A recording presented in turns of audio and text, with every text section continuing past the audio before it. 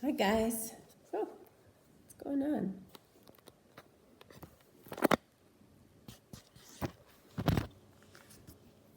There maybe. Okay, chapter 22. After Edwin left, Cole spent the rest of the afternoon carving. There maybe.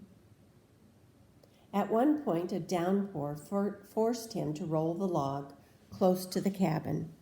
He stretched a tarp out from the cabin wall so he could keep working. By nightfall, he had finished the eagle. Already he had decided to carve a wolf next. The next morning, after visiting the pond, he washed his clothes in the stream. He built a fire in the cabin's barrel stove and then hung the clothes across the room on a makeshift clothesline. If he hung his clothes outside, they would never dry. That afternoon, he tried to make himself invisible. He bathed extra well in the cold stream, and then he put on clean clothes. He even rubbed ashes and sweet cedar boughs over himself to mask any human smell. And then he hiked out to a point at the mouth of the bay where he could watch the shoreline, both outside and inside the bay.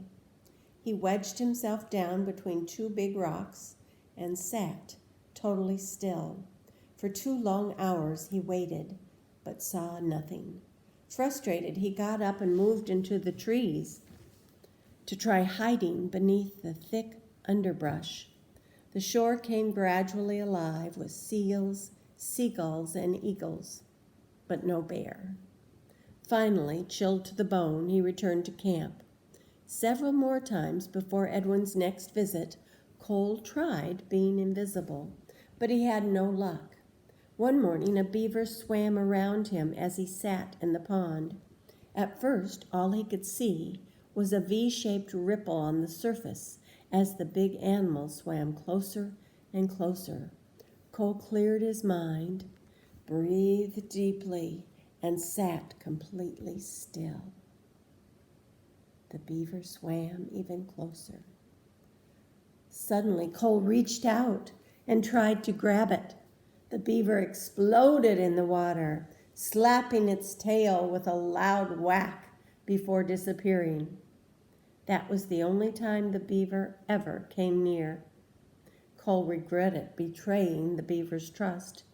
He couldn't help but think how many thousands of times he had done the same thing to people.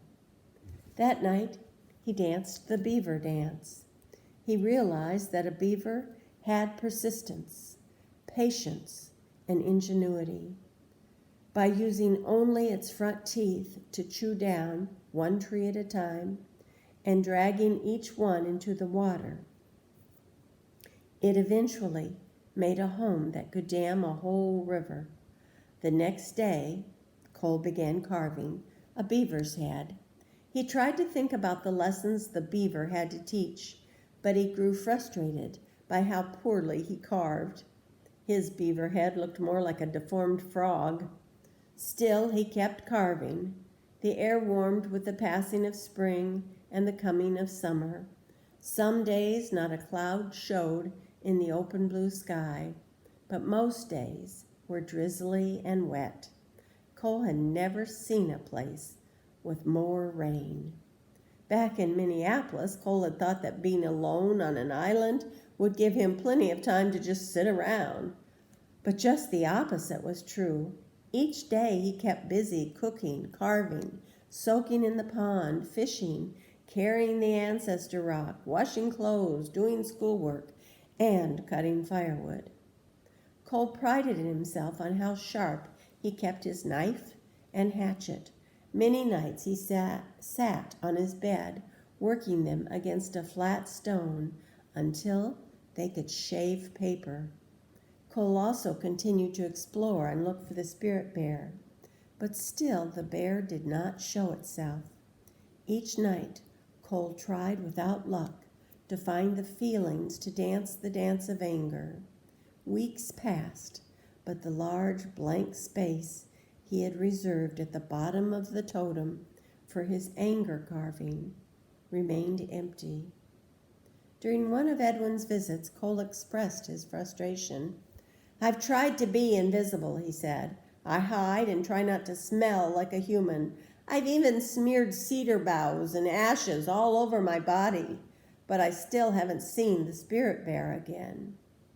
"Well, maybe you still aren't invisible," Edwin said, climbing back into his skiff to leave. "Have you danced the dance of anger yet?" Cole shook his head. Edwin pulled the starter rope and brought the engine to life. He motioned for Cole to push him out from shore. Cole felt helpless as he watched the Tlingit elder disappear across the water. This time he had stayed barely long enough to unload supplies. Didn't he care? Was he mad? Cole returned to camp and spent the rest of the day carving. As he carved, two questions haunted him. What was the one thing that would help him heal? And how could he become invisible? Many days Cole still thought hard to escape his familiar rage. It kept reappearing for no reason that he could understand. At these times, he concentrated on funny and happy things. No matter how hard he tried, however, he still couldn't bring himself to dance the dance of anger. Try something different.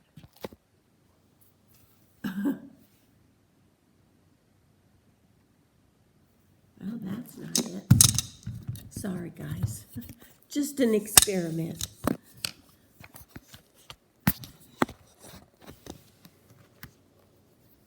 Maybe it's... Oh, there, that's better. He still couldn't bring himself to dance the dance of anger. Long, frustrated hours beside the fire brought angry movements, but the dance refused to come to him. One day, after carrying his ancestor rock up the hill, Cole rolled his anger away and then sat down to think. Why had the spirit bear come to him when he lay wounded? Why had the beaver and the fish come so close to him in the pond? He hadn't been invisible at those times, and why hadn't the bear showed itself again? Cole puzzled so hard on this that his head hurt, but there seemed no connection. Nothing made sense. Finally, he headed back to camp and worked the rest of the day in a sullen mood. That night he went to bed as usual, but in the early morning hours he awoke with a start and jolted upright in bed. He knew how to be invisible. Tomorrow, chapter 23. Wow, that was a short one.